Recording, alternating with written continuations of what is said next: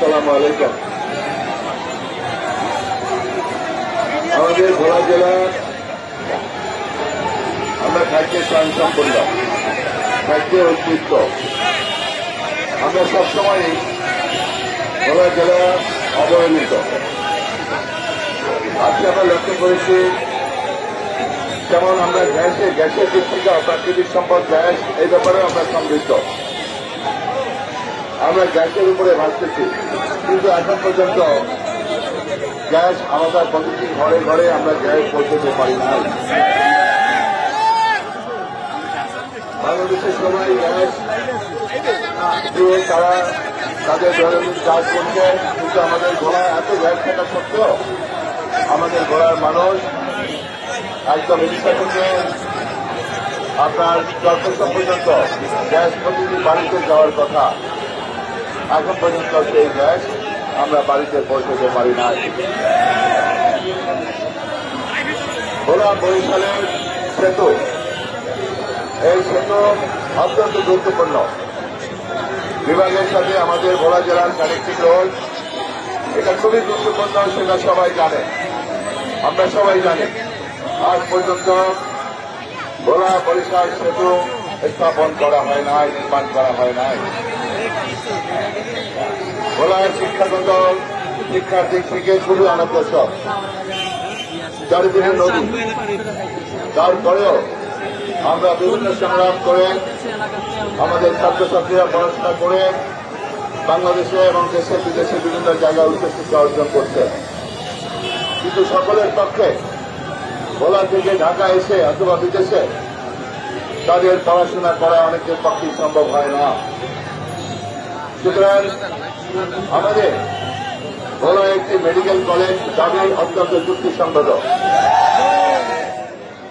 আমাদের উচ্চশিক্ষার জন্য, চিকিৎসা বিজ্ঞানের জন্য আমাদের ভোলা একটি মেডিকেল কলেজ, এই যে দাবি নিয়ে এসছে, এটা অত্যন্ত যুক্তিসঙ্গত। আমি অবশ্যই এই দাবির সাথে একাত্মতা ঘোষণা করছি। এখন প্রশ্ন হল, 17টি বছর স্বৈরশাসক ক্ষমতায় ছিল। আমি তো মনে করি বিএনপি যদি 5 বছর থাকত, এই বরিশাল ভোলা সেতু হয়ে যেত। আপনারা জানেন ভোলা সব দিক থেকে আমরা সমৃদ্ধ। আশা করি আগামীতে যদি আমরা ইনশাআল্লাহ জনগণের সরকার প্রতিষ্ঠিত করতে পারি, যে আন্দোলনের মাধ্যমে 5ই আগস্ট, জুলাই আগস্ট বিপ্লবের মধ্য দিয়ে, সংগ্রামের মধ্য দিয়ে, গণঅভ্যুত্থানের মধ্য দিয়ে একটি নির্বাচিত সরকার আদায়ের লক্ষ্যে একটি অন্তর্বর্তীকালীন সরকার আজকে প্রতিষ্ঠা হয়েছে।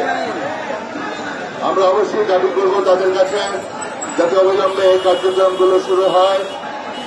আর যদি ওরা শুরু করতে না পারেন, আমি আপনাদেরকে আশ্বস্ত করতে পারি আল্লাহর রহমতে আগামী ডিসেম্বরে অথবা ফেব্রুয়ারিতে নির্বাচন অনুষ্ঠিত হবে।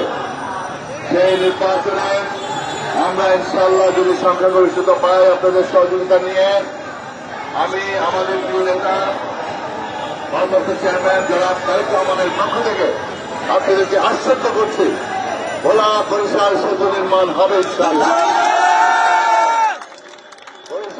ভোলাতে ইনশাআল্লাহ মেডিকেল কলেজ স্থাপন করা হবে ইনশাআল্লাহ।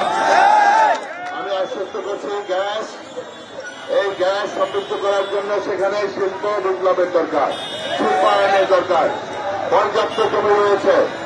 ভোলা বাড়ার জন্য যদি জমি না থাকে, আমি কথা দিচ্ছি কর্পোরেশনের জমি দিব। যারা শিল্পযুক্ত আসেন, প্রচুর জমি রয়েছে আমার কর্পোরেশনে। আমি সেখানে আপনি দরকার হলে যেগুলো শিল্পোদ্যোক্তা আপনি আসতে পারেন, আমি ওয়েলকাম করতে চাই।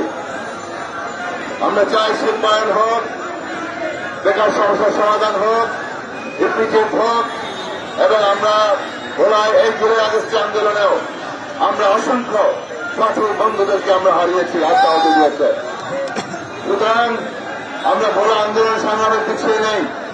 যেমনি ভাবে আমাদের রাজনৈতিক দল বাংলাদেশ জাতীয়তাবাদী দল 17টি বছর আমরা আন্দোলন সংগ্রামে রাজপথে ছিলাম, এবং জুলাই আগস্টের বিপ্লবে এই গণঅভ্যুত্থানে আমাদের ভোলা জেলা কোনো দিক থেকে পিছিয়ে ছিল না।